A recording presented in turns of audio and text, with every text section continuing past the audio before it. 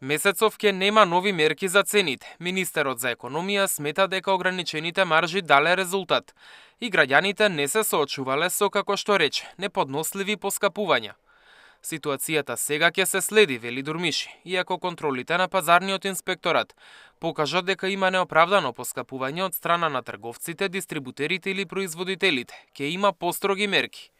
Во игра е проширување на листата производи со ограничени цени, воведување маржи на сите продукти или зголемување на постојните ограничувања. Ако оди покачување на цената, да речеме 10%, 15%, 20% покачување на цената на одредени производи и ако ова се утврди од Државен пазарен инспекторијат, значи во писмена форма не известуваат, ние имаме сектор внатре што прави анализи врз податоците што ги земе од ДПИ и врз основна тие анализи, врз основна тие податоци што ќе ги земеме, ќе донесеме, пак кажувам, поригорозни мерки.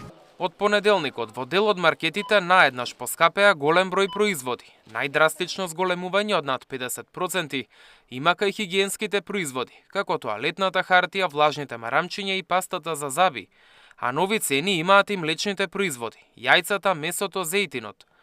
Ова следи од како мерките за замрзнати цени и маржи истече на крајот од април.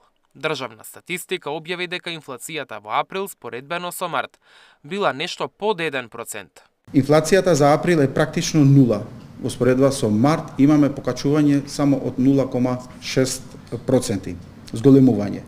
Во споредба со април минатата година инфлацијата е 2,6%, што значи дека е